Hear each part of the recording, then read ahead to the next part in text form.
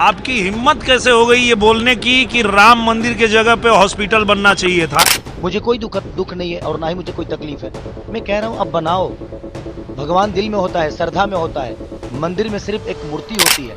तो आप बकवास करते हैं कि वहाँ मंदिर के जगह हॉस्पिटल बनना चाहिए, तो ऐसे आदमी को यदमुल्ला ही कहा जा सकता है, अब ये यादव नहीं हो सकता है। हमारे दिनेश भैया कह रहे हैं कि मैं यदमुल्ला हो गया, मैं यादव कुल का आदमी हूँ ही नहीं। आप एक खेसारी को लेकर आप लोग सारे के सारे ट्रोल कर रहे हैं। मैंने ये छपरा लग रहा है जो इंटरनेशनल चुनाव बन गया है। बिहार का छपरा विधानसभा सीट इन दिनों खूब सुर्खियों में है, क्योंकि वहां से भोजपुरी के स्टार सिंगर खेसारी लाल यादव राजद की टिकट पर चुनाव लड़ रहे हैं। दूसरी तरफ भारतीय जनता पार्टी ने बड़े बड़े दिग्गजों को खेसारी लाल यादव को हराने के लिए चुनावी मैदान में उतार दिया है, जिसमें सांसद रवि किशन, दिनेश लाल यादव और भोजपुरी के पावर स्टार कहे जाने वाले पवन सिंह शामिल हैं।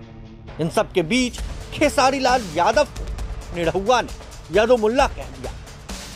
बिहार चुनाव में यदुमुल्ला शब्द की एंट्री हो गई और इस बीच खेसारी लाल यादव ने निरहुआ को खूब लपेट लिया है।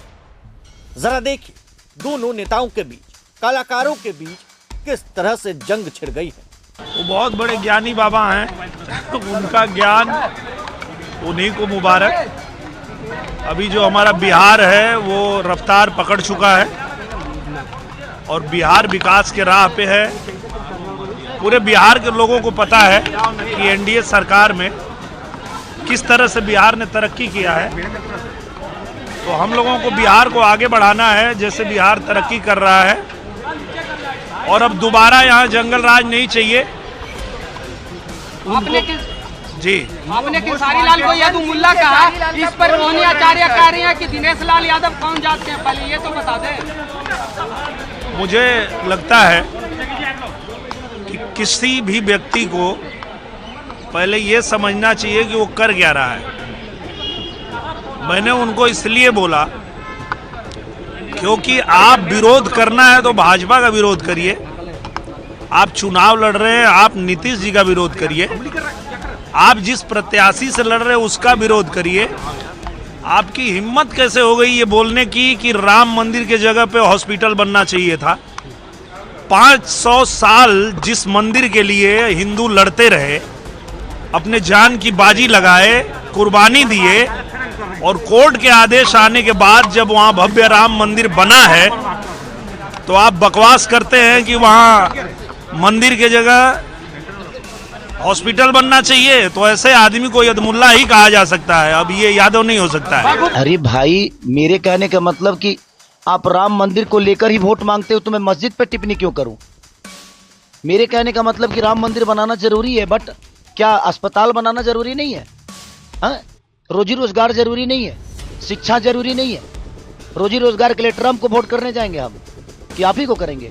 आप ही को किए हैं। मैं ये कह रहा हूं कि अब बनाइए, दुनिया में सारे हर जगह मंदिर बना दीजिए, लेकिन मंदिर से हमारे बच्चों का भविष्य तय हो जाएगा? मंदिर से अगर हमारे बच्चों का भविष्य तय होता है तो मैं चाहता हूं कि आप 200 मंदिर बिहार में बना डालिए और आप एक बच्चे का भविष्य तय करके बता दीजिए और दिखा दीजिए कि आपने कितने बच्चों का भविष्य उस मंदिर से किया है। मुझे कोई दुख नहीं है और ना ही मुझे कोई तकलीफ है। मैं कह रहा हूं अब बनाओ। भगवान दिल में होता है, श्रद्धा में होता है, मंदिर में सिर्फ एक मूर्ति होती है। तो इसलिए मैं कह रहा हूं कि आप सब कुछ बनाओ, सिर्फ मंदिर क्यों बनाओगे? सनातन कहने से इंसान नहीं होता है। हमारे दिनेश भैया कह रहे हैं कि मैं यदुमुल्ला हो गया, मैं यादव कुल का आदमी हूं ही नहीं। भाई, आप 10 साल बाद आपको सनातन याद आया। 10 साल पहले जब आप सिनेमा लाइन में थे और आज भी है, तो आप मुसलमान के कैरेक्टर में फिल्म क्यों करते थे? आपको नहीं करना चाहिए था। उस समय मुसलमान बुरे नहीं थे। तो बात वहाँ है ना कि बदलते ये लोग हैं। इनसे आप जब विकास की बात कहिएगा और करिएगा ना, तो ये आपको डायरेक्ट लेके जाएंगे मंदिर मस्जिद के पास, और नहीं तो सनातन पे ले जाएंगे और बेमतलब की बातें करेंगे और उसी में आपको उलझा देंगे। मेरे लिए पवन जी क्या बोले हैं, इससे विकास का कोई लेना देना नहीं है। मेरे लिए रवि भैया क्या बोले हैं, इससे विकास का कोई लेना देना नहीं है। वो हमारी आपस की बातें हैं, हम बातों में ना उलझें। मेरे कहने का मतलब कि उन लोगों से यही कहिए कि आप खेसारी को छोड़िए, आपका सरकार जो किया है उस पर चर्चा करिए। क्योंकि विषय उस पे है। खेसारी से ना कुछ बिगड़ने वाला है और ना ही कुछ बनने वाला है।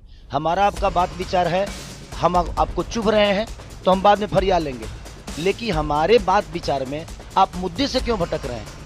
आप एक खेसारी को लेकर आप लोग सारे के सारे ट्रोल कर रहे हैं। माने ये छपरा लग रहा है जे इंटरनेशनल चुनाव बन गया है। पूरे बिहार में चुनाव हो रहा है लेकिन पूरे हिंदुस्तान में सिर्फ छपरा दिख रहा है। भाई क्यों? क्योंकि इनकी टिप्पणी बहुत हार्ड हो रही है खेसारी पे। बट मैं डरता किसी से नहीं, क्योंकि मुझे बनाने में जनता का सबसे बड़ा योगदान है। मैं खुद को बनाया जनता के बदौलत। मैं अपने बदौलत कुछ नहीं हूँ, मैं आज भी जीरो हूँ और राजनीति का ये पता नहीं है। बट जिनको पता है उनसे सलाह लेकर छपरा को बेहतर तो बना सकता हूँ। वो कह रहे हैं हमारे दिनेश भैया कि यार हम सांसद बन के कुछ नहीं कर पाए तो तुम विधायक बन के क्या कर पाओगे? भाई वो प्रधानमंत्री भी बन जाएंगे तो कुछ नहीं कर पाएंगे। करने वालों के लिए काम होता है, नहीं करने वालों के पास कोई काम नहीं है। और मैं आज गरीब का बच्चा होकर लिट्टी चोखा बेचकर लोगों के घर में झाड़ू पोछा करके भी मैं अपने आप को स्टार बनाया ना, तो मेरे अंदर हुनर है, मेरे अंदर क्षमता है कुछ भी बेहतर करने की। तो मैं अपने हुनर से दुनिया बदलूंगा और जो भी व्यवस्था होगी उस व्यवस्था को बदलूंगा मैं अपने हुनर से, अपनी ताकत से। तो देखते हैं क्या होता है। अभी तो चुनावी में है, ये बातें होती रहेगी, बट इस बातों में जनता का कितना भला है। मैं उन पे कुछ बोलूंगा, वो मुझ पे कुछ बोलेंगे, इससे जनता को क्या लेना देना है? जनता को बेहतर सरकार चाहिए, बेहतर रोजगार चाहिए, बेहतर शिक्षा चाहिए, बेहतर अस्पताल चाहिए। जनता को इससे लेना देना है। तो आप लोग सवाल खेसारी पे उनसे मत पूछिए, उनसे सवाल पूछिए कि जिस सरकार के लिए आप वोट मांगने आए हो उस सरकार ने 20 साल में क्या किया है, ये हमें सिर्फ बता दीजिए। आप हमेशा जंगल राज की बात करते हो। 20 साल बीत गया, जो बच्चा 20 साल पहले पैदा हुआ था आज सोचिए उसके मन में भी आपने जंगल राज डाल दिया। और इन नेताओं ने इतना जंगल राज बोल दिया कि बाहर के व्यापारी बिहार में आने से आज भी डरते हैं। छोड़िए ना, आप अब तो बुला देते। अभी तो जंगल राज नहीं है आपके हिसाब से, तो ये कौन सा मंगल राज है? तो ये जीते जी आपको नरक देंगे और मरने के बाद गोरखपुर में स्वर्ग की सीढ़ी लगा देंगे, हर हर महादेव करके जल जाओ। यही इनका फंडा है और उसी पे इनका चुनाव है। मत करिए, मैं कहता हूं कि मुद्दे की बात करिए आप। लोगों की भला कहाँ है?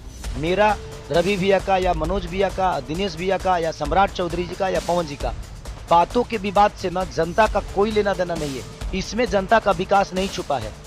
ये बातें होगी, हम एक दूसरे पे कटाक्ष करेंगे लड़ने के लिए, जीतने के लिए, मरने के लिए, लेकिन इसमें जनता का इतना फायदा नहीं है। तो मैं हमेशा से कहता हूं कि आप लोग भी सवाल करो तो मुद्दे की बात करो। पवन जी ने खेसारी को क्या बोला, दिनेश जी ने खेसारी को क्या बोला, खेसारी ने उनको क्या बोला, इससे जनता का कोई लेना देना नहीं है। तो आप लोग भी थोड़ा सा संभलो, इस बात पे संभलो कि आपको सवाल क्या करना है। हमारा और उनका विवाद से जनता का भला नहीं होने वाला है। तो मेरे कहने का मतलब कि जनता की जो व्यवस्था है उस पर बात करिए, आप जनता की भलाई के लिए बात करिए। आप हमारे उनके मुद्दे को ना ऊपर मत करिए और उसको बढ़ावा बिल्कुल मत दीजिए। जो बेहतर काम करता है उसको चुनिए। आज बिहार के सबसे ज्यादा राजनीति खराब क्यों हुई है? क्योंकि यहाँ लोग, यहाँ हर जात का एक नेता बना हुआ है, हर जात का एक नेता। तो जब आप जात का नेता ढूंढोगे तो आप विकास कैसे करोगे? एक बेहतर इंसान को चुनिए। बेहतर इंसान होगा, वो किसी जाति का है, उसका मोटो बेहतर है, उसकी सोच बेहतर है, तो आपके लिए बेहतर करेगा। और मुझे लगता है नेता तो अटल बिहारी वाजपेयी भी थे, वो किस जात के थे? आज अटल बिहारी वाजपेयी को कोई जात से बुलाता है क्या? भीमराव अंबेडकर को कोई जात से बुलाता है क्या? उनके काम को देखा जाता है। अब्दुल कलाम जी किस जाति से हर आदमी आदर्श मानता है ना? तो यार काम बेहतर करो ना। करने वाले के लिए ना बहुत काम है, नहीं करने वालों के लिए, करने वाले तो मौत में भी रोजी ढूंढ लेते हैं भाई, 5 लाख लेके मर्डर कर देते हैं। तो करने वालों के पास के लिए काम होता है, नहीं करने वालों के लिए ना कुछ काम नहीं है। तो ये कोई विषय नहीं है। उनसे जब भी सवाल करिए खेसारी पे मत करिए, और मेरे से भी सवाल करिए तो किसी स्टार और किसी नेता के लिए मत करिए। काम की बात करिए कि जनता का भलाई किस में है। हम शायद उस मुद्दा पे बात करेंगे तो उसमें जनता का भी भलाई होगा। Thank you so much. प्रभातखबर.com, विश्वास वही, रफ्तार नहीं।